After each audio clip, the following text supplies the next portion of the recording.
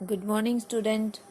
आज हम आपको कक्षा 12th पॉलिटिकल साइंस में पार्ट 3 जिसका नाम धर्म है को पढ़ेंगे। आज के विज्ञान, इंटरनेट, प्रौद्योगिकी व तर्क प्रधान भौतिकवादी युग में धर्म की बात करना थोड़ा काल भ्रमित सा लगता है। इसमें पुनरुत्थानवादी, परंपरावादी या प्रतिक्रियावादी चिन्हित होने का खतरा शामिल होता है। विश्व के बहुत सारे देश हैं जिनमें धर्मनिरपेक्षता को अपनी राजनीतिक व्यवस्था में एक नीति के रूप में स्वीकार कर लिया गया है, लेकिन प्रजातांत्रिक देशों में धर्म को व्यक्तिगत मामला माना जाता है। प्रजातांत्रिक मतलब लोकतंत्र, जहाँ लोकतंत्र स्थापित है वहाँ धर्म को क्या माना जाता है? एक व्यक्तिगत मामला माना जाता है, या उसे केवल सामाजिक व्यवस्था का एक रूप मान लिया जाता है। अस्पष्ट रूप में धर्म का प्रयोग विधिक बाहरी अभिव्यक्तियों और आंतरिक आध्यात्मिक उत्कृष्टता दोनों के लिए होता है। बाहरी रूप से भी समाज में और आंतरिक रूप से भी धर्म को क्या किया जाता है? विशेष महत्व दिया जाता है। वास्तव में आध्यात्मिकता की शुरुआत वहां पर होती है जहां धार्मिकता क्या हो जाती है? समाप्त हो जाती है। स्वामी विवेकानंद ने आध्यात्मिकता और बाह्य औपचारिक धर्म में अंतर करते हुए कहा है कि धर्म मनुष्य में पहले से व्याप्त देवत्व व आध्यात्मिकता का विस्तार मात्र है। कि धर्म कहाँ था मनुष्य के पास? जब मनुष्य पैदा हुआ तो देवत्व देवताओं के द्वारा पहले से ही क्या कर दिया गया? उनको प्रदान कर दिया गया। सभी धर्म गुरुओं और आध्यात्म को समझने वाले विद्वानों ने अपने मत एवं विचार के आधार पर धर्म और आध्यात्म की परिभाषा प्रस्तुत की है। Confucius, Moses, Pythagoras, Buddha, Mahavir Swami, Mohammed पैगंबर, Martin Luther, kelvin, Guru Nanak आदि ने मनुष्य में दिव्यत्व का संदेश दिया है कि मनुष्य में क्या है? दिव्यता है। ऐतिहासिक रूप से विश्व के विभिन्न भागों में काल, स्थान व संस्कृति के अनुरूप कई धर्मों का उद्भव व विकास हुआ है। कहाँ धर्म का उद्भव का विकास कैसे हुआ? काल माने समय के आधार पर हुआ, वहाँ की स्थान को देखते हुए हुआ, और लोगों ने किस प्रकार की अपनी वेशभूषा, अपना जीवन जीने का तरीका अपनाया, उस संस्कृति के अनुरूप धर्म का क्या हुआ? उद्भव और विकास हुआ। समय, स्थान और सांस्कृतिक व आध्यात्मिक परिस्थितियों के परिवर्तन से धर्मों में भी परिवर्तन आए हैं। सनातन धर्म और वैदिक धर्म का कोई एक प्रवर्तक नहीं है। विश्व के अन्य सभी धर्मों के अपने अपने प्रवर्तक हैं।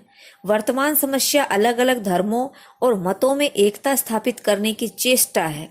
डॉक्टर सर्वपल्ली राधाकृष्णन ने आध्यात्मिकता को धर्म का अभिकेंद्र माना है। उनके अनुसार धर्म का सार इस बात में निहित है कि यह आत्मा के उन्नयन के लिए आध्यात्मिक पक्ष पर बल दे और जीवन को धर्म निरपेक्षता की ओर अग्रसित करे। क्या कहने का मतलब है?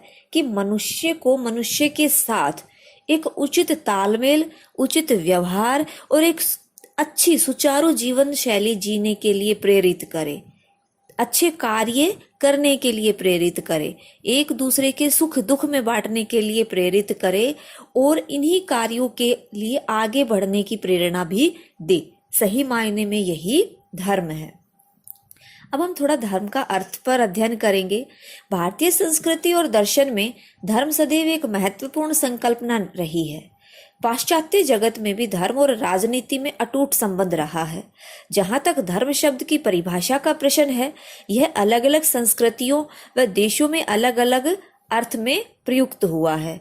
जहाँ जैसा देश है, वेशभूषा है, जीवन शैली है, वहाँ पे धर्म की परिभाषा उसके अनुरूप दी गई है। और जहाँ लोगों ने अपने हिसाब से जीवन को जिया है, जिस प्रकार भी जिया है, उन्होंने अपने धर्म की परिभाषा वहाँ पे अलग तरीके से दी है। धर्म का सबसे पहले आगाज पूर्वी संस्कृतियों में हुआ।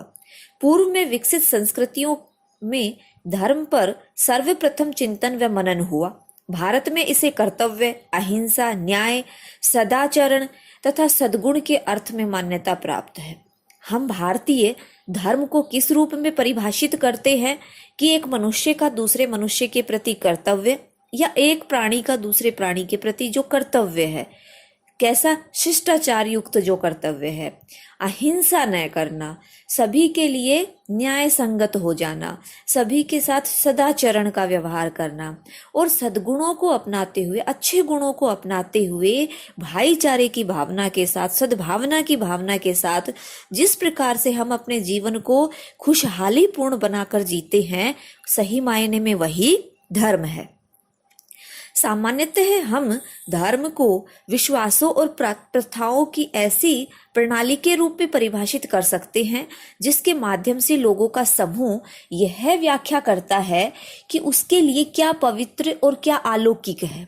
वस्तुतः धर्म उन्नति और कल्याण में क्या होता है? साधक होता है। यदि मनुष्य अपने आचरण को अच्छा बना के रखता है तो वही धर्म क्या बन जाता है? हमारे मार्ग की उन्नति को बढ़ावा देता है और कल्याण का साधक बन जाता है। व्यक्ति का उच्चस्त विकास स्वयं को जानना है। स्वयं को पहले, सबसे पहले मनुष्य को किसको जानना होता है? अपने आप को जानना होता है। और जब वह अपने आप को जान लेता है, स्वयं को जान लेता है, तभी वह परमार्थ में जुटता है, अर्थात दूसरों की सेवा में जुट जाता है, दूसरे के प्रति अपने कर्तव्य को जान जाता है। अंग्रेजी में धर्म का समांतरण शब्द रिलीजन है। रिलीजन, RELIGION, रिलीजन, जिसका अर्थ है आस्था, विश्वास अथवा अपनी मान्यता, कि भाई आप कैसी आस्था, किसके प्रति कैसी आस्था रखते हैं, कितना विश्वास रखते हैं और उसके प्रति आपकी मान्यता, आपकी सोच क्या है। लेकिन अंग्रेजी शब्द का रिलीजन सही अर्थों में धर्म को स्पष्ट नहीं करता। वस्तुतः धर्म किसी पूजा पद्धति, कर्मकांड, उपासना विधि अथवा संकीर्ण अर्थों में तिलक, चोटी, दाढ़ी, टोपी या गंडा ताबीज धारण करने का नाम धर्म नहीं है। गीता में श्री कृष्ण कहते हैं कि प्रत्येक मानव देहधारी कि जिसने शरीर को धारण किया हुआ है को प्रकृति प्रदत्त उपहार स्वरूप विवेक प्राप्त हुआ है, कि प्रकृति ने उसको शरीर धारण किया है मनुष्य को, और उसको क्या दिया है? वे उपहार में विवेक दिया है, धैर्य दिया है। यही विवेक मनुष्य को सर्वश्रेष्ठ जानने और सर्वश्रेष्ठ करने के लिए क्या करता है? तैयार करता है। यही मनुष्य का धर्म अर्थात स्वधर्म भी है। इसलिए मनुष्य को परमार्थ के कल्याण के लिए सदैव तत्पर रहना ही सही अर्थों में धर्म का अनुसरण करना है। एक दूसरे की क्या करना? सेवा भाव करना, एक दूसरे के प्रति अपने कर्तव्य को समझना। धर्म सर्वत्र पवित्र माना गया है, लेकिन धार्मिक पवित्रता सापेक्षवादी है। जिसको एक धर्म पवित्र मानता है, संभव है उसे दूसरे धर्म में घृणा की दृष्टि से देखा जा सकता है। वास्तव में मनुष्य ही यह निर्धारित करते हैं कि उनके लिए क्या पवित्र है और क्या अपवित्र है। धर्म को एक ऐसी एकीकृत प्रणाली के रूप में भी परिभाषित किया जा सकता है जो अपनी प्रथाओं और विश्वासों से एक समुदाय विशेष को नैतिकता से जोड़ता है, कि ऐसी प्रथाएं ना हो, ऐसा विश्वास ना हो अपने किसी इष्ट के प्रति कि वो दूसरे धर्म के व्यक्ति या दूसरी जाति के व्यक्ति के लोगों के लिए अनैतिकता उत्पन्न कर दे। समाज शास्त्रीय दृष्टिकोण से धर्म हर समाज में विद्यमान होता है। सामाजिक धर्म का मुख्य कारण सभी मानवीय गतिविधियों को एक सूत्र में बांधने का आधार प्रदान करता है।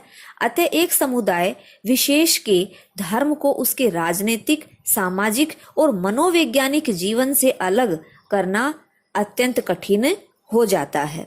धर्म और धर्मनिरपेक्षता क्या है? हमने जाना कि धर्म क्या है?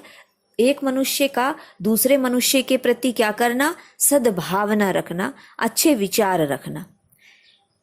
धर्म मनुष्य में पहले से व्याप्त देवत्व आध्यात्मिकता का विस्तार मात्र है, ये हमने जाना है। विश्व की सभी राजनीतिक व्यवस्थाओं में धर्म निरपेक्षता को नीति के रूप में स्वीकार करने पर क्या दिया जाता है? बल दिया जाता है। विश्व के विभिन्न भागों में काल, स्थान व संस्कृति के अनुरूप कई धर्मों का क्या हुआ? उद्भव हुआ और उनका विकास धीरे धीरे संभव हुआ। समय, स्थान व सांस्कृतिक व आध्यात्मिक परिस्थितियों के परिवर्तन से धर्मों में भी परिवर्तन आए हैं। जैसे जैसे समय बदलता गया, स्थान बदलता गया, संस्कृतियां बदलती गई, लोगों के मन में आध्यात्मिकता बदलती गई, उसी प्रकार से धर्म के प्रति भी लोगों के विचार परिवर्तित होते गए। सभी धर्मों ने मूलतः एकता के बुनियादी तथ्यों एवं मूल्यों की बात की है कि मनुष्य को किस प्रकार से रहना चाहिए, मनुष्य को एकीकृत होकर रहना चाहिए। वर्तमान समस्या अलग अलग धर्मों और मतों में एकता स्थापित करने की क्या करती है, चेष्टा करती है।